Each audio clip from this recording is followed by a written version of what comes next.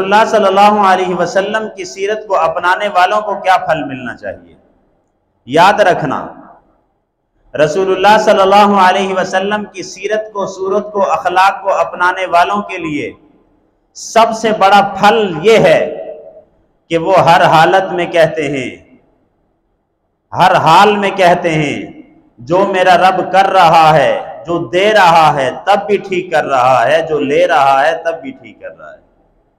बअल्फाज़े दीगर अल्लाह के हर अता पर वो खुश हैं, अल्लाह की हर अता पर, देन पर, अल्लाह की हर देन पर वो राजी हैं।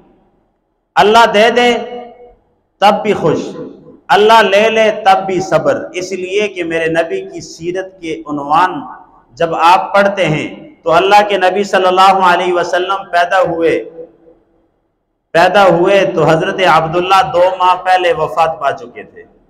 मेरे नबी पैदा हुए, वालिदा है, दादाजी हैं, चाचा हैं, ख्वाजा अबू तालिब हैं, अब्दुल मुत्तलिब हैं। फिर अल्लाह ने, अभी हुजूर की उम्र मुबारक बहुत थोड़ी है, 6 साल में, 4 साल में, 6 साल में वालदा को भी बुला लिया। फिर दादाजी हैं, दादाजी को भी बुला लिया। गोया कि दुनिया के सारे सहारे अल्लाह ने, दुनिया के सारे असबाब अल्लाह ने अपने महबूब से ले लिए, महबूब से ले लिए। और बज़ाहिर देखने वाला तो देखता तो वो ये कहता कि ये क्या बात हुई कि है महबूब भी अल्लाह का और अल्लाह सब दुनिया के सहारे ले रहे हैं, दुनिया में कामयाबी के असबाब अल्लाह ले रहे हैं। क्योंकि दुनिया में हम जिस बच्चे को यतीम देखते हैं उसके सर पर हाथ रखने के लिए कोई तैयार नहीं होता। जिस बच्चे को यतीम देखते हैं हम उसके ऊपर हर ऐब, हर तान लान तान करने के लिए हर वक्त बैठे रहते हैं, उसकी गीबत करने के लिए हर वक्त बैठे हैं, इसलिए कि उसकी तरफ से बोलने वाली माँ मौजूद नहीं है, उसकी तरफ से बोलने वाला बाप मौजूद नहीं है, उसकी तरफ से बोलने वाले दादाजी मौजूद नहीं है।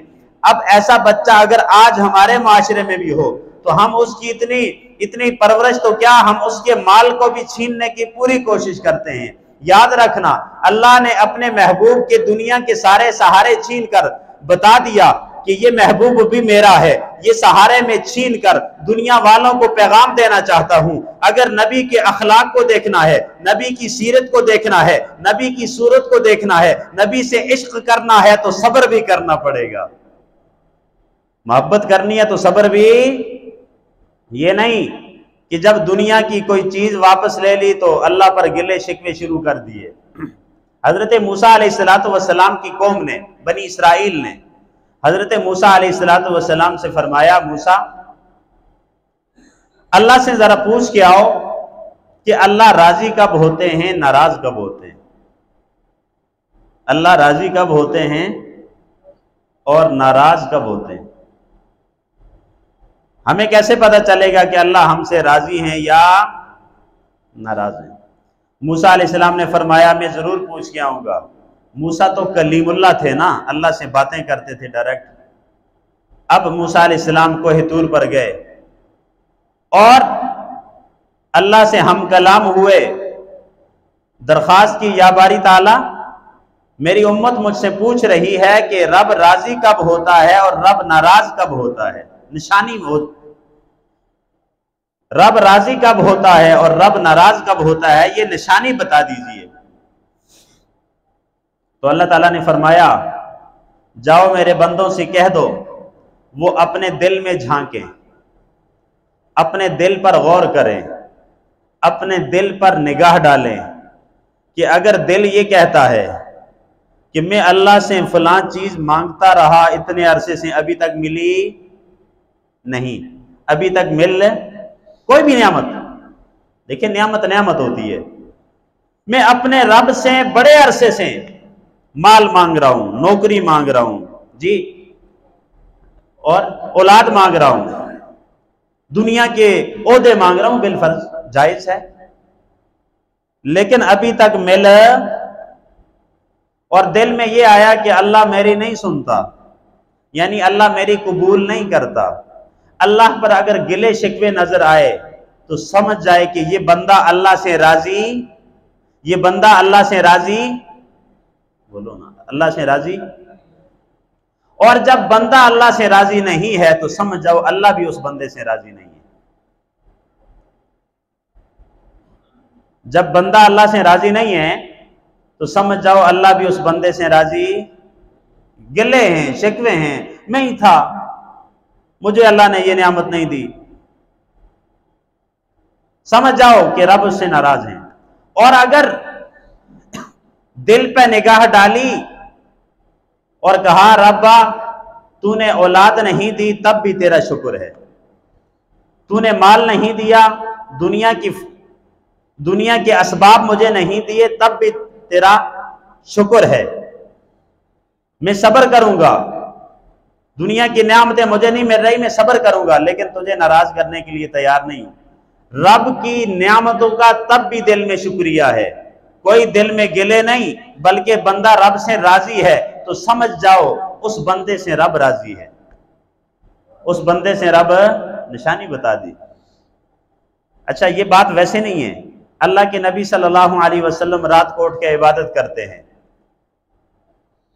अज़वाजे मुतहरात कहती हैं आपके तो गुनाह ही नहीं है, अफला अकून अब्दन शकूरा, पैगंबर जवाब में कहते हैं क्या मैं रब का शुक्रगुजार ना बन जाऊं, मेरे तो गुनाह नहीं है लेकिन मैं रब का शुक्र अदा करना चाहता हूं। अल्लाह ने पैगंबर को औलाद दी, बेटे दिए, बचपन में वापस ले लिए, कभी जबान पर यह नहीं आया रब्बा क्यों ले लिए, मैं तेरा महबूब हूं, ये दुनिया के असबाब में से एक सबब है, दुनिया की नियामतों में से एक नियामत है। अल्लाह ने वालिदा को ले लिया, पैगंबर अलैहिस्सलातु वस्सलाम रोए बहुत, लेकिन वालिदा को ले लिया, अल्लाह ने बुला लिया अपने पास, तो पैगंबर ने कभी अल्लाह से शिकवा नहीं किया, पैगंबर अलैहिस्सलातु वस्सलाम ने कभी ये शिकवा नहीं किया कि या बारी ताला मैं तेरा महबूब था लेकिन मेरे दुनिया में आने से पहले मेरे वालिद को आपने उठा लिया, कभी शिकवा कहीं किताबों में मिलता है? नहीं। गोया के पैगंबर अलैहिस्सलातु वस्सलाम बावजूद यतीम होने के, बावजूद दुनिया के असबाब ना होने के भी रब से नाराज नहीं बल्कि खुश हैं। ये दलील है इस बात की कि जो बंदा रब से राजी होता है रब उससे राजी होते हैं। ये दिल की बात कर रहा हूं, वो दिल के अंदर अल्लाह का शुक्र अदा कर रहा है, रब्बा तेरा शुक्र, तूने मुझे ये, मैं तो इस काबिल भी नहीं था, समझ जाओ अल्लाह इससे राजी है। अर्ज कर रहा हूं हमें दुनिया की नियामतें मिल जाएं तो हम अपना कमाल समझते हैं, और दुनिया की नियामतें वापस ले ली जाएं तो हम वो सारा बोझ सब कुछ अल्लाह की तरफ मंसूब कर देते हैं। हालांकि वल क़द्रि खैरिही व शर्रिही मिनल्लाहि ताआल, अकीदा यह है अहले सुन्नत वल जमात, ईमान वालों का, मुसलमानों का, कि अच्छी और बुरी तकदीर किसकी तरफ से होती है? अल्लाह की तरफ से। मालूम हुआ बज़ाहिर दुनिया का हादसा पेश आया, समझ जाओ इसमें भी खैर है, दुनिया में नियामत मिली, समझ जाओ इसमें भी खैर है। वो खैर की बात पे एक वाकया याद आ रहा है। एक आदमी हर वक्त हर बात पर कहता था कि शायद इसी में खैर हो, अल्लाह की तरफ से खैर इसी में होगी। तो उसके घर में, देहात में रहने वाला था, उसके घर में एक मुर्ग था, मुर्ग वो जो सुबह सुबह उठाता है सहरी के वक्त। एक गधा था, वो भी कभी कभी आपको पता है चीखो पुकार शुरू कर देता है। और इसी तरह उसके पास एक कुत्ता रखवाली के लिए डेरे पे जिस तरह होता है वो भी था। आप जानते हैं ये भी चीखो पुकार रात को जारी रखता है। हुआ ये कि उसका मुर्ग अचानक मर गया। बात में कर रहा हूं रब के दिए हुए पर खुश हो, और अगर रब ले ले तो सब्र करे। बात में इस पे कर रहा हूं, रब की रजा पर कर रहा हूं। मुर्ग उसका अचानक मर जाता है तो बेगम ने खामन से कहा कि वो मुर्ग अचानक मर गया, ये कोई इशारा ही होगा। देहात में तो इशारे बहुत होते हैं ना। अच्छा, मुर्ग अगर बोल पड़े तो तब भी कहते हैं ये कोई इशारा है, और अगर मर जाए अचानक तब भी इशारा है। उसने कहा ये कोई इशारा है, मुर्ग अचानक मर गया है तो ये क्या है, इशारा है। उसने कहा, खामद ने कहा शायद इसी में खैर होगी, शायद इसमें ही खैर होगी। उसने कहा मुर्ग मर गया अचानक, ये कौन सी खैर है? हाँ, इसी में खैर होगी। चुनाचे 2-4 दिन गुजरे, कुदरत की तरफ से ऐसा हुआ कि वो गधा भी फौत हो गया, मर गया। तो बेगम ने खामद से कहा कि वो गधा भी मर गया है। उसने कहा शायद इसी में खैर होगी। पीछे एक कुत्ता रह गया। 2-4 दिन गुजरे, इत्तेफाकन कुत्ता भी उसका मर गया। तो बेगम ने फिर आके कहा कि वो जो तीसरी चीज थी, कुत्ता रखवाली के लिए, अगरचे चलो जैसा भी है वो बुरी चीज है, लेकिन वैसे डेरे के लिए बुरी नहीं है, इस्लाम ने उनको इजाजत दी है रखना। कहा वो भी मर गया। तो खामद ने कहा शायद इसी में खैर होगी, इसी में खैर होगी। तो बेगम ने कहा अच्छा, अगर इसी में खैर है, पीछे मैं और तू ही बच गए हैं, बस और कुछ भी नहीं है। अब माल शाल जो था वो मर गया। माल यही था, एक मुर्ग, एक कुत्ता रखा हुआ था, एक गधा पानी के लिए। उसने कहा अगर इसी में खैर है तो पीछे मैं और तू दो ही बच गए, और कुछ भी नहीं है। उसने कहा इसी में खैर है। चुनाचे अब अगली बात बहुत कीमती है। 2-4 दिन के बाद, हफ्ते के बाद, उस बस्ती पर, जो एक छोटी सी बस्ती चंद घरों पर मुश्तमिल थी, उस पर डाकुओं ने डाका डालने का पूरा प्रोग्राम बना लिया और कहा कि इनका जितना सोना चांदी जेवरात घरों में जितना सामान है ये भी ले लेंगे और इनके खवातीन से ज्यादती भी करेंगे। और ये उन्होंने प्रोग्राम बना लिया। रात को उन्होंने हमला किया। डाकुओं ने सबको बाहर निकाल कर सबके घर क्या कर दिए, खाली कर दिए, और वो वापस चले गए। लेकिन ये जो घर था, इस घर के ये दोनों खामद बीवी सोए रहे, इस घर के करीब डाकू नहीं आए।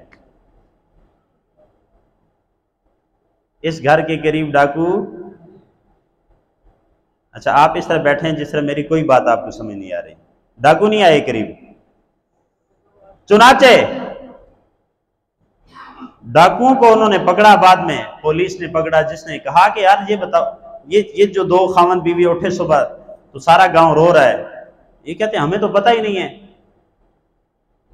हमें तो खबर ही नहीं है कि आपके घर से चोरियां हो गई। हमारे करीब तो कोई भी नहीं आया।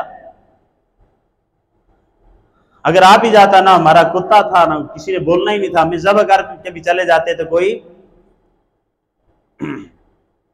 वो गए बंदे, उन्होंने एक डाकू को जो जेल के अंदर, थाने के अंदर मौजूद था, उन्होंने कहा यार ये बताओ, सारे घर लूट लिए, ये एक घर क्यों छोड़ा है तुमने?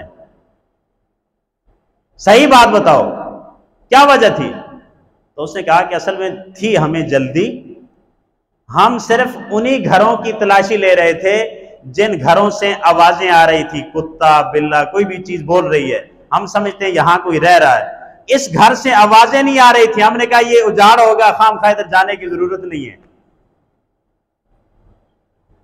इसमें बंदा ही कोई नहीं होगा, सामान नहीं होगा, ये खाली घर है, क्योंकि ना किसी चीज की आवाज आ रही है, तो हम इसलिए नहीं गए, वरना हम इस घर में भी चले जाते।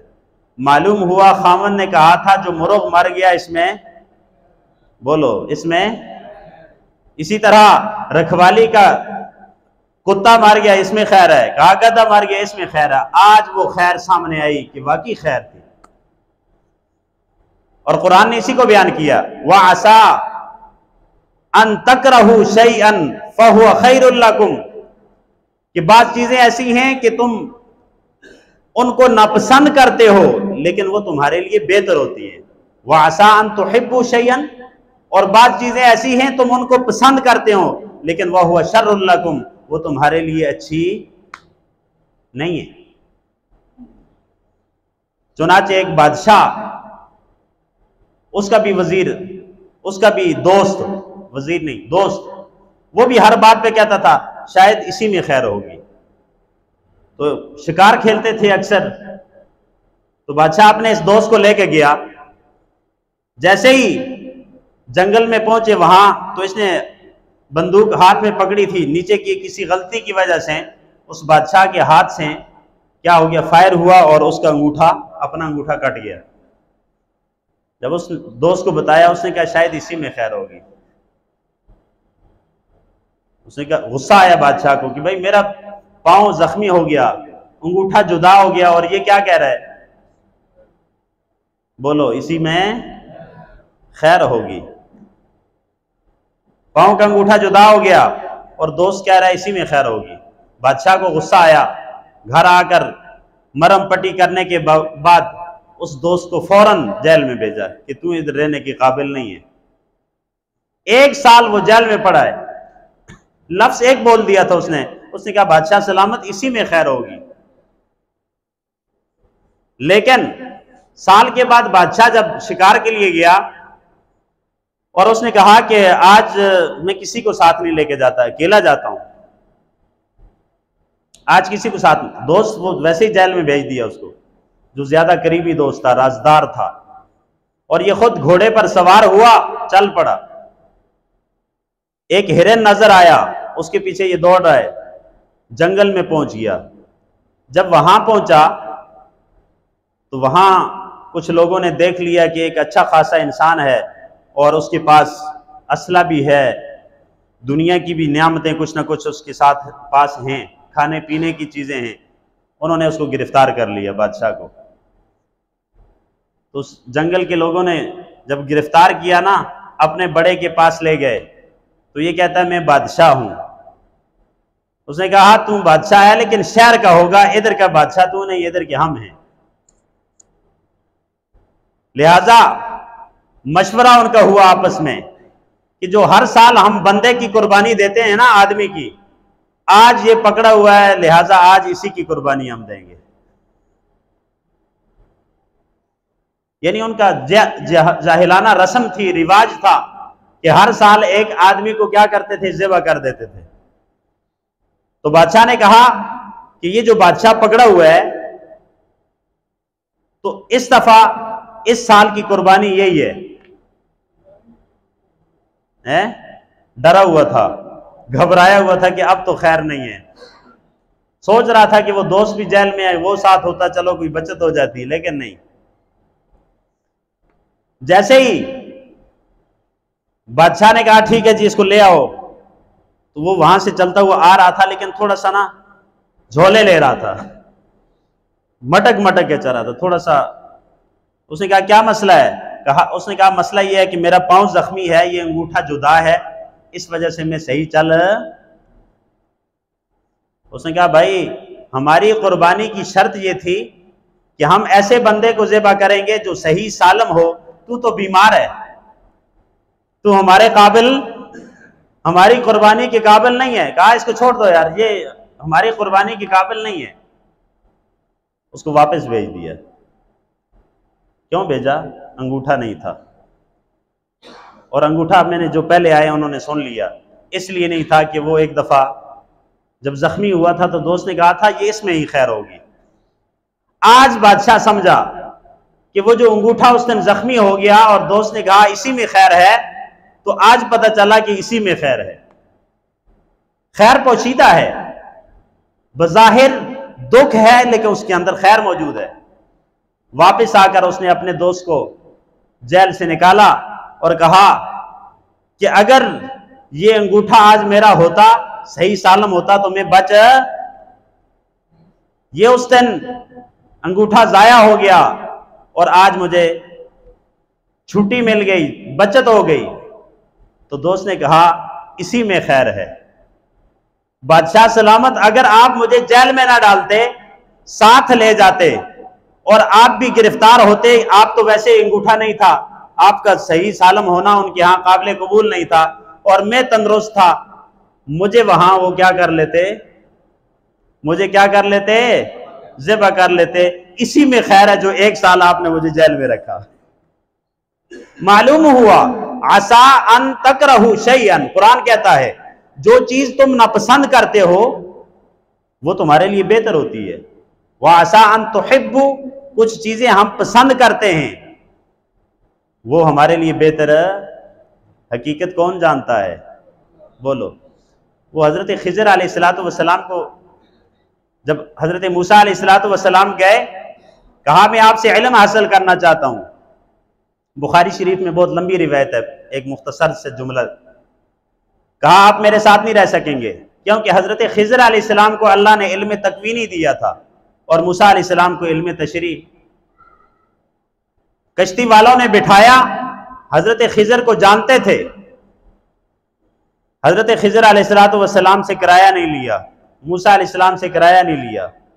हजरत खिज़र अलैहिस्सलाम ने उसका नुकसान कर दिया बज़ाहिर। क्या किया? कश्ती, बोलो, कश्ती तोड़ दी, पिछला फटा ही तोड़ दिया। तो मूसा अलैहिस्सलाम बोल पड़े कि इन्होंने किराया नहीं लिया और आपने इनके कश्ती का नुकसान कर दिया, ऐब वाली बना दी। तो जब बाद में ताबीर बताई क्या थी, कहा बादशाह आगे बैठा हुआ है, जो सही कश्ती आती है उसको क्या करता है? छीन लेता है, गस्ब कर लेता है। मैंने ये काम इसलिए किया ताकि इसकी कश्ती बच जाए। वल क़द्रि खैरिही व शर्रिही मिनल्लाहि ताल, अगर कुछ अच्छा हो रहा है वो भी अल्लाह की तरफ से, अगर मुसीबत आती है वो भी। बंदे को क्या कहा? हर हाल में अल्लाह से राजी रहे, हर हाल में अल्लाह से खुश रहे। चाहे वो तुझे दुनिया की नियामतें दे दें तब भी खुश, ले लें तब भी खुश हो जा। अल्लाह पर गिले शिकवे मत कर। अगर अल्लाह पर गिले करने वाली जबान तुझे मिल गई है तो याद रखना रब तुझसे नाराज है। जिसकी जबान ऐसी है जो रब से गिले कर रहा है, याद रखना उस बंदे से रब राजी नहीं है। अल्लाह की नाराजगी की दलील यह है कि बंदा क्या कर रहा हो? अल्लाह पर गिले शिकवे। अल्लाह ने मुझे और आपको पैदा किया, हमें खबर भी नहीं थी कि हम आएंगे दुनिया में। और जरा अपनी पैदाइश पर गौर कर रहा है इंसान। एक ऐसी मट्टी से पैदा किया जो बदबूदार मट्टी थी, ऐसे पानी से पैदा किया जिसको कुरान ने माए महीन कहा, यानी जलील पानी। जिस कपड़े पर लगने वाला वो पानी वो जिस कपड़े पर लगे वो नापाक हो जाता है। अल्लाह ने इस इंसान को बनाया। इंसान को ये इसलिए कहा गया कभी आप गुरूर ना करें। अल्लाह ने दिए नियामतें, अकड़ ना दिखाएं। दुनिया के असबाब दिए हैं, तकब्बुर ना करें, बल्कि हर एक की निस्बत अल्लाह की तरफ करें कि ये अल्लाह ने हम सबको दिया है। सेहत किसने दी? जरा जोर से बोलो, आखिरी जुमला है। ये सेहत बहुत बड़ी नियामत है, याद रखना। ये जो बैठे हुए ना, इनसे पूछें घुटने कितनी नियामत है अल्लाह की। सेहत बहुत बड़ी नियामत है और अल्लाह ने वो नियामत दी। माल नियामत है, अल्लाह ने दिया। औलाद नियामत है, अल्लाह ने दी। दुनिया का अगर कोई ओहदा दिया है, अल्लाह ने दिया है।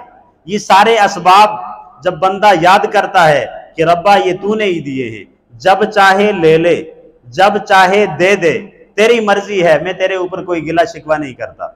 हमारे इसातिज़ा में थे हजरत कांदलवी रहमहुल्लाह, वो दुआ करते थे और आज ये दुआ आपको बता रहा हूं कि इंसान जितने गुनाह करता है उन गुनाहों पर अल्लाह से मुआफ़ी मांगे और जितनी अल्लाह की नियामतें इस्तेमाल करता है उस पर अल्लाह का शुक्र अदा करे। कितनी नियामतें इस्तेमाल कर रहे, कोई बता सकता है? नहीं, कोई भी नहीं बता सकता। ये सांस ले रहे हैं, नियामत है, अगर रुक जाए खत्म।